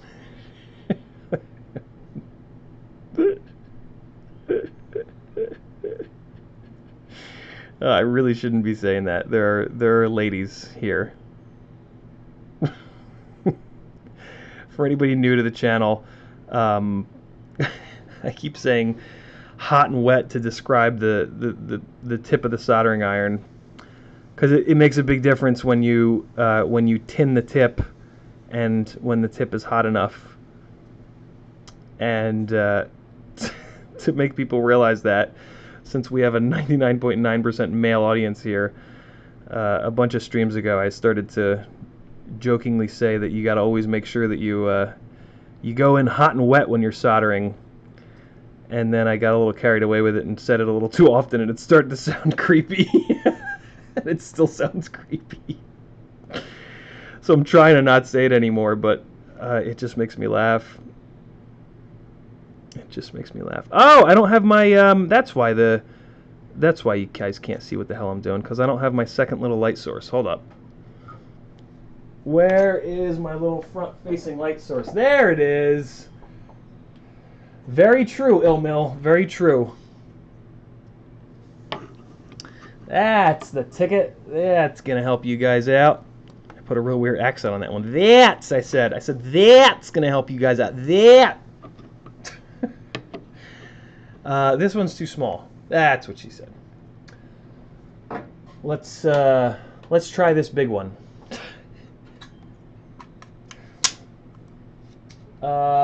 What else? Weirdo with a skateboard said, so it's a bad idea to tune my guitar with my iron. Oh boy, I just got a message. Hopefully it's not someone yelling at me.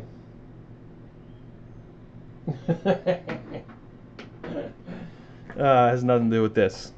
Okay, we're gonna keep going. We are gonna keep going with the tedious soldering. You guys should be able to see a whole lot better now. Oh, that's a good one. Although I do want to point this up just a little bit for you. There you guys go. Also very true, Ilmil. Very good point. It is interesting that it's a very interesting truth. That it's sexist to assume that ladies don't also have dirty minds. It's a very fine line between chivalry and sexism. Sexism. Sex. How many times can we say it on the stream?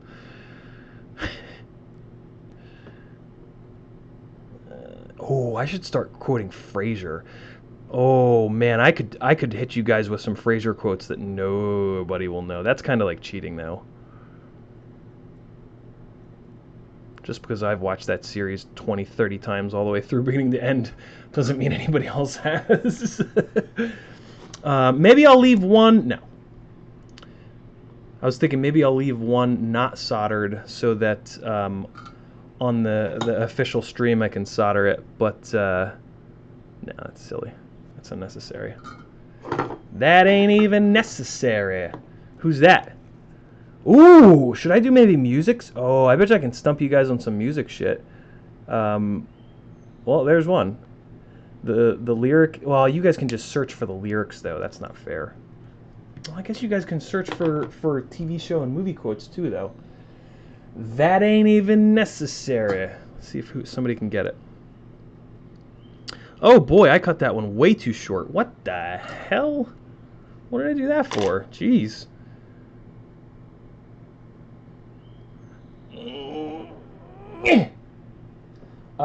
Does higher megahertz video have lower latency? No. Good question, though. Who was that, Leviathan? Yeah. Same deal, Rhinout. Clearview will be a little bit worse because it's not as good as rapid fire. So like when it comes to flying behind buildings, it's more going to be on the VTX's side, to be honest with you, than the receiver, because you just need like a ton of penetrating power to the signal itself. A more sensitive receiver, yes, it will help because it'll pick up a smaller amount of signal, but yeah, when it comes to flying behind buildings, going up to like a 0.9999 watt VTX with rapid fire is about as good as you're going to get. There's no like fancy technology that can make the signal travel and bounce. But so when you go behind a building, you kill the line of sight transmission. Wow, I am hungry. You kill the line of sight transmission of the feed. So now you're relying on bounces. So if there's like a whole bunch of trees around that can bounce that signal to back behind the building, you're usually going to be okay. So it's also a very kind of situational thing. There's been times where I've gone behind a building and the video signal is still perfectly clear, just because there's something for the signal to bounce off of to get back there. This is why, like, flying around in bandos, you can go, or like even parking garages, you can go like 3, 4, 5 floors down, and your video is still half decent because there's a million concrete walls for the signal to bounce off of. You're probably going to get a bunch of multipathing, but you're still at least going to have a signal. Whereas, like, if you were flying in an open field, right? Like, okay, so let's say worst case scenario. Let's say it's an open field that someone plowed, so it's just dirt. It's just flat dirt, right? So the signal can't even really bounce off the dirt. And there's no trees around, and then there's just a building. You go an inch behind that building, you're going to lose all video because there's nothing for that signal to bounce off of, right? So now you pick the same field, but you have like a surround of trees that's maybe 100 yards out. You might be able to fly perfectly comfortably behind that building because there's just something for those radio waves to bounce off of. So just think about it in those terms, and that'll, like, you know, when you're in that challenging RF situation, just think about it in those terms, and maybe you can move your body. Maybe if you move your body 100 feet to the left, you'll have a building that you can kind of zing the signal off of to get signal strength. Not true. Crossfire does not go straight through. It's just a very powerful link, and it doesn't need to transmit as much data as video does. So Crossfire just appears to penetrate. But yeah, Crossfire has no more penetration than Crossfire is a radio wave, so it is at a different megahertz. It's at a lower megahertz, so I think lower megahertz will penetrate a little bit better, but nothing's going to penetrate a building. Period. Well, I mean, not nothing, but nothing that we have access to is going to have the power to penetrate through a building. You just have to rely on bounces. I've had multiple fail-safes on Crossfire just because I put the quad into a place where there was nowhere for the signal to bounce off of. Usually that's up really high, unfortunately, at the tops of buildings. That's one of the reasons why flying in cities and flying buildings, you got to really be careful, because it's very easy to put the quad into a place where there is zero bounce. And yeah, it'll just fail-safe immediately, and you'll get pretty much no warning. Like, you'll have perfect signal strength, and then you'll have nothing because you had line of sight, and then line of sight disappears pretty quick, right? The antenna is a tiny little thing, and when there's a wall and that antenna goes behind the wall, boom, gone. Line of sight is completely gone. You're completely reliant at that point upon bounced signal. So there's a long answer to a short question for you guys. This one motor feels a little weird. What's going on here? Oh god, and it sounds weird. What the fuck? Do I have another 5,000 floating around? Shit. I don't. Which motor was that? Well, if I can't find it now, it can't be that bad. I think it was this one. Oh, well, what the fuck? Something's hanging up in there. Man, it sounds awful.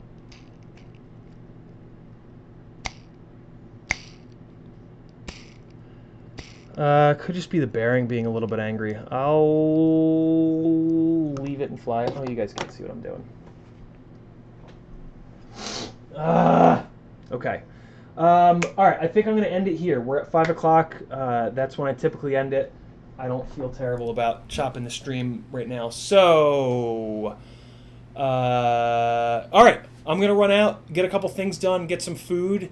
And when I come back, I'll do that now. I will schedule the Tiny Trainer builds right now, and I'm going to schedule it for 7 o'clock Eastern, which is 2 hours from now. It's 5 o'clock Eastern right now, so 2 hours from now, the Tiny Trainer build will start, and I really hope that it doesn't take more than hours. It shouldn't. Let me make sure that I didn't miss anything. Shania Twain? No, that's not it, Mr. Huggy. It was actually Childish Gambino. Doesn't look like anybody got it. Larry says, I knew a girl a little while back who always quoted the TV show Wings. Oh my god, I fucking grew up watching Wings. I love that show. Unfortunately, Wings did not hold up though.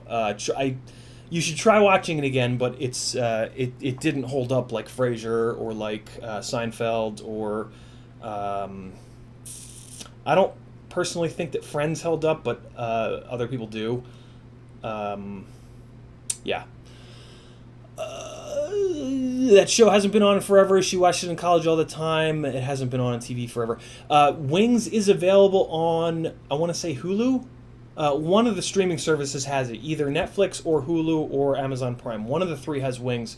Try it out. You'll see it's brutal. Weirdo with a skateboard. What's better, D-Shot 300, 600, 1200? Because apparently my ESC does them all. The higher number, the better. But you got to make sure that you're not overloading the processor. That's what typically requires you to come down in D-Shots. Right, what Cold says, but Crossfire goes straight through because of the... Okay, we talked about that. Weirdo says, tell that to an ICBM. Sure, that will penetrate a building. That is true. Reinhold said, which VTX do you recommend? I need a new VTX anyway. TBS Unify Pro, any good? TBS Unifies are like the norm. Everybody loves them. I personally prefer the Immersion RC Tramps, but they don't go up as high in milliwatts, and I don't fly super far out, so I don't need that extra power. But yeah, you can't go wrong with the TBS Unifies. They are the standard for good reason. Ethic says 900 can go further due to the lower megahertz. 5.8 can't travel as far. It's all about the channel bonding. Channel bonding. Haven't heard of that, but that makes sense. Larry says, can we do 7:05 p.m.? I've got stuff to do. And Ethic says, your frequency can also be affected by how wide the channel is. Interesting. I need to learn more about RF. And there is a Tramp Nano now. And it looks like this, and it's adorable, and it's awesome, and I can't wait to use it on something. This is going to be my new go-to nano receiver. But I've got a bunch of the eSheen Nanos that I do want to use. So, all right, guys, we're gonna chop this one, and I will see you guys in 2 hours for the Tiny Trainer build. You, every single one of you better be there, even you EU folks. No sleeping. I know it's late. You fucking stay up for me. Yuck, yuck, yuck, yuck, yuck, yuck, yuck, yuck, yuck, yuck, yuck. Last time I checked, Pyrodrone had Tramps in stock. Weirdo. Oh, but you're not going to order from LA. I don't know. I can't help you with that. Sorry, brother. Let's say goodbye. Goodbye! Let me give you guys something on the way out here. What do I got for you? What do I got for you? Let me give you some unreleased shit. Shit. I'll give you guys some Patreon-only, super secret, unreleased nonsense because you stayed till the end. And that's very cool of every single one of you. Videos. And...